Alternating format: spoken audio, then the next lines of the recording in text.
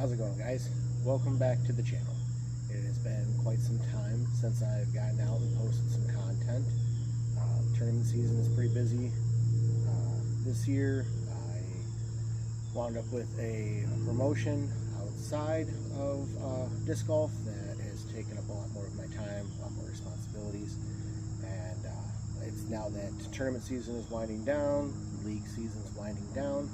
I'm looking to hopefully get out there and put some more content together for you. So welcome back again, and thank you for joining us.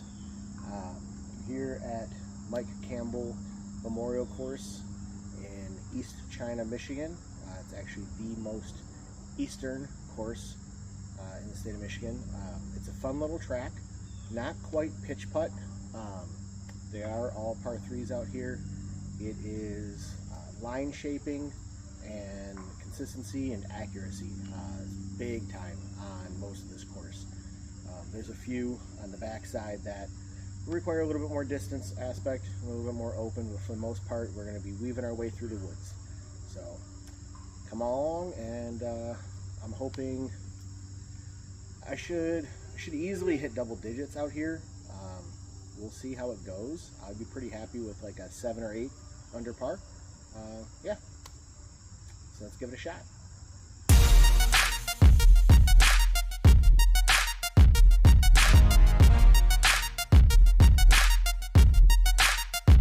Don't miss, don't miss. Oh man, he missed it. Oh shoot. Maybe he'll make the comebacker. Oh man.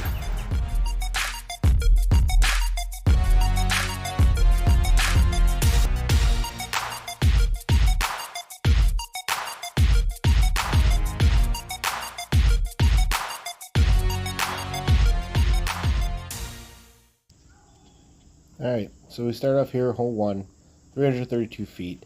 It is a very tight line to the right side. I decided to go with a forehand roller, trying to pierce through. Didn't quite make it. I ended up getting knocked by one of the trees there in the middle, but I am on the good side. So we're just looking to take the bite and just give it a little floaty bid. Keep it close to the basket. Sawed it off a little bit. Not a very clean release.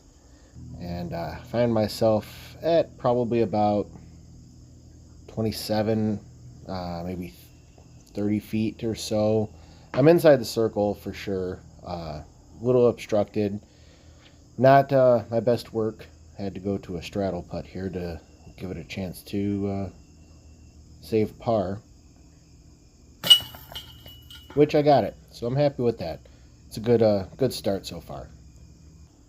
Hole 2. It's 270 feet. It is a straight to like a stall fade out. I went actually with my gold line fuse, trying to flip it up and do like a pushing hyzer, and unfortunately it just came out a little low. Didn't really get any sort of skip. There's a lot of clover out here on this course too when there's grass, so they don't skip all that much. I'm at about 38 feet or so here, trying to give it a long bid. I actually clipped the branches. Lucky. But I'll take the birdie. So hole 3, 334 feet. It's pretty much a dead straight open shot. I notoriously have terrible luck with this hole. The tee pad is not that great. It slants you off to the side. I have a tendency to throw up, nose up on this hole a lot. My slightly more understable Grace kind of nosed up and stalled out on it. So I didn't quite get the flip and the flight that I wanted to. I'm about probably 50, 55 feet here, trying to give a good solid bid, and not even close. That I don't know how that came out of my hand, but it was not good. Complete air ball. Not that far past it, so I'm fine taking my par here though and moving on.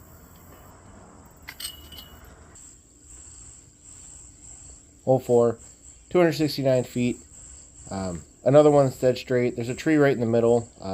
My apologies for the awful sun placement. but I did get a little tracking on the shot here. Just ripped my Opto Mercy out and around. It caught a lot of hang time, and actually I found myself back in this back tree line. It's not difficult to reach, but it's not something that usually happens. So I had a really wide straddle stance, a little tap in, though, took my birdie, and moving on to hole 5. 246, sitting at 2 under. I'm pretty happy with that so far. Went gold line fuse here again. There's a little bit of tailwind.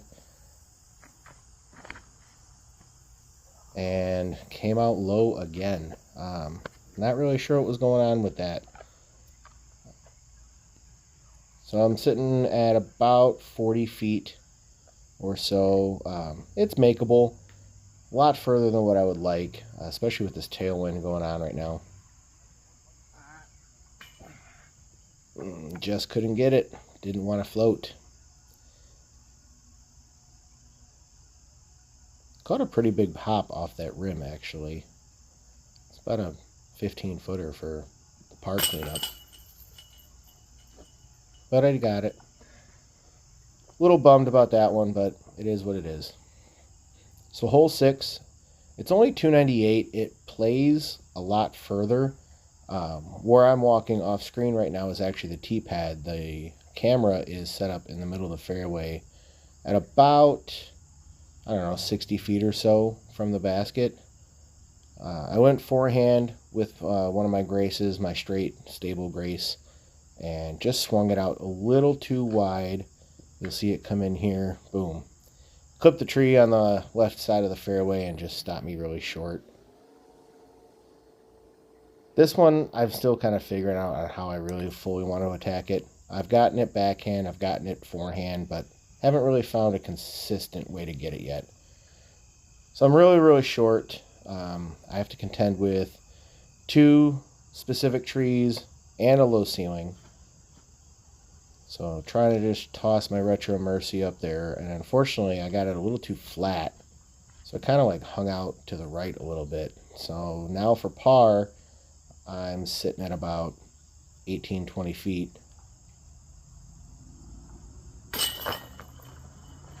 But I got the 3, so we're cool. Get off and get on to the next. Hole 7, 174 feet. Going Opto Mercy here, it's beat up and it will hold the turn a little bit more. Trying to actually hit this middle gap between the 2 bigger trees is what the goal is. That still doesn't necessarily get you to the basket, but it's the most direct line. It came out on a good angle. I was happy with it, but it actually held the turn a lot more than what I anticipated. And I wound up at like 40 feet, 45 feet, somewhere in there. I'm cool with it because I didn't clip any trees. It's a short hole, but it is just tricky enough that you can find yourself in some trouble. So the fact that I have a look at a birdie, even a long look, is totally cool with me. But unfortunately, the Chain Star said no. Felt really good out of my hand, and I thought I was going to grab it, but unfortunately, I got a Chain Star Pro spit out on a Chain Star. Hole 8, 222 feet. This one's a really tricky one. The goal is to go like really, really straight. I went with my Gold Line Mercy. It's a little bit more overstable. Trying to do like a little baby flex and just yanked it. Found myself trapped up on this right-hand side of the hole. I'm about maybe 100 feet or so. 2 very, very tight lines. I went with my Royal Scent Savior and just kind of did a little chip up around, if you could have seen that. Put myself here at 12 feet or so, 15 feet, which is fine. This one is another one that can get really, really tricky, even for a short hole. Any sort of tree kick can just put you off into a spot where it's incredibly tricky to get yourself to the basket. So, while it's not a birdie, I'll take the par. Hole 9, 162 feet. There is a river off on the left-hand side that if you get into, you're not getting your disc back. It's plain and simple. There's two very distinct lines. You can go forehand with this bigger gap, which is what I'm doing right now with my Royal Grand Savior. Didn't quite commit enough to the line and just kind of hyzers out a little bit to the right. Lucky enough, I got past these trees some, so I was able to straddle out and have a view of the basket. I'm only about, I don't know, 20 feet or so though, so it's not that big of a deal. Cashed in the birdie, so I'm cool with that. Could have been a lot worse. Could have clipped any of those trees. Sent me flying right into the river. Hole 10. It's 208 feet. It's a straight look, but the disc has to be on like a slight hyzer to really kind of push. You can do a flex shot. It's not something that I'd like to do here. It's very easy to go deep. It's a very tricky line in that it's not necessarily like a straight overstable disc. I went with my Cenis and kind of came out a little too high and clipped the tree coming in. Put me way back here. I'm probably at about 55, 60 feet. A little bummed about that because I thought it was actually on a pretty decent line, and had I missed the tree, I'd have probably put myself at like circle's edge. So trying to give it a run. Splashed off the right chains again. Hole 11, we're sitting at 3 under par. It's a little bit of a slowish go. This one is a hardish right to left turn. Normally I try to go overstable mid-range and just try to hammer on it like hard and flat. I went with my Gold Line Mercy. Tried to go with the float more than the fade to get myself left. And was really happy with my line and didn't hear any trees. Turns out, pretty solid shot. I was only about 15 feet or so away looking at that birdie, and we cash it in. Stoked. This one isn't one that you get very often. Hole 12, 273 feet, wide open, straight shot. This is pure wind read and distance control. I went with that Gold Line Mercy again. It's coming in my hand pretty good on these straight shots and hyzer shots. Plus, this was a little bit of a left to right tailwind. Came straight across the basket. I thought for sure I actually had it. I think I needed maybe another 4 or 5 feet forward. But, pretty simple birdie right here. I'll take it. Hole 13 at 245 feet. It's deceivingly long. It doesn't seem that long. I actually got a really nice flex shot with my Gold Line Mercy. It missed the tree in the middle and just started slowly panning itself back. Didn't realize I was this close. Pretty straightforward hole there at that point. Nice to go back to back. And back. Little turkey going. Hole 14 is 303 feet. It is tucked around the corner. The play for this is usually a flip-up pushing hyzer, which is what I got. I went my Opto Musket, which is a little bit more beat up, and it got carried. I just kept floating, and I pushed myself way back. I got around everything, and I'm looking at probably like a 55-foot putt here at this point. There's a slope that actually the camera is just in front of, which makes it a death putt, and didn't quite commit to it and caught the cage, which is a bummer because the play is better off to be short. It gives you, there's a little ditch that you can just kind of collect into, and it gives you like a circle's edge or just inside circle uphill putt. Not the best spot where I was. Hole 15, 303 feet. This one plays long. There's usually wind on this hole, and this is a hole I do not get.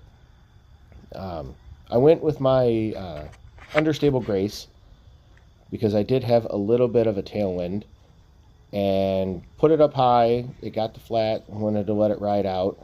Felt like a really good shot. When I got up to the basket, I realized I've never really gotten a pin high It seems odd because it's a 300-foot hole, but I've never birdied this hole before, so I was pretty stoked with that one. And if it wasn't for the hole 14 mishap, I would be on a really nice streak. Hole 16, 311 feet. This one is kind of just the direct opposite of what hole 15 is. So you're playing a very similar shot shape. You just have to balance out the wind and what you're looking to do. So if it's a headwind on 15 and it's a tailwind on 16, you're just kind of flip-flopping the disc choice. My grace came out of my hand a little too early, a little high, faded way out. Caught what would have been a little bit of a right to left headwind on this one now, and I'm sitting at about 50 feet. Seems to be the theme of the ending of this round. Thought I had it. Thought I gave it a really nice bid. It was floating there, and out of nowhere just came up short, hit the cage. At this point, it's almost like comical on how I'm like pinpointing myself at like this 50-foot range, give or take. Hole 17, also 311 feet. I'd say almost the same exact shot as the last two holes, but this tree on the right-hand side really kind of takes away the hyzer. You can go like a hyzer flip just to the left of it and like get a push. Being that I was throwing now kind of into the wind, I went forehand with my overstable grace, and unfortunately, good release, it just came up short. I think I just put a little too much air on top of it, so just a little too low, and with this grass I just did not get the skip at all. There we go again, sitting in like a 45-50 foot range. Actually, this one might be pushing 60.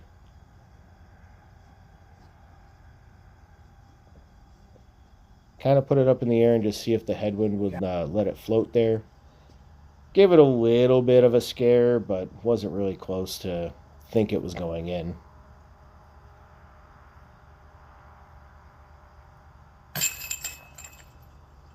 Collected my 3 though, and on to the last, hole 18. Hole 18 is 318 feet. It's a low ceiling. I have a right to left wind, so I'm going with my Royal Grand Honor. It's a little bit much to get this like flight, but I wanted to make sure it wasn't going to like turn over and ride. I had a really good line at it and just a little low on the forehand, and here I go again, 45 feet. I felt super happy about that one, and of course it's the last hole, so let's see what player 2 can do.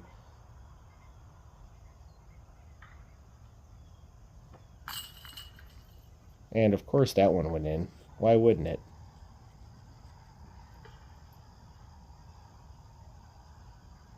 So due to the air ball, just a little bit past, it's about a 12-foot putt to finish off, take my par.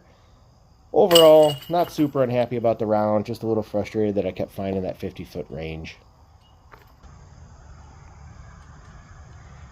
Well, there you have it.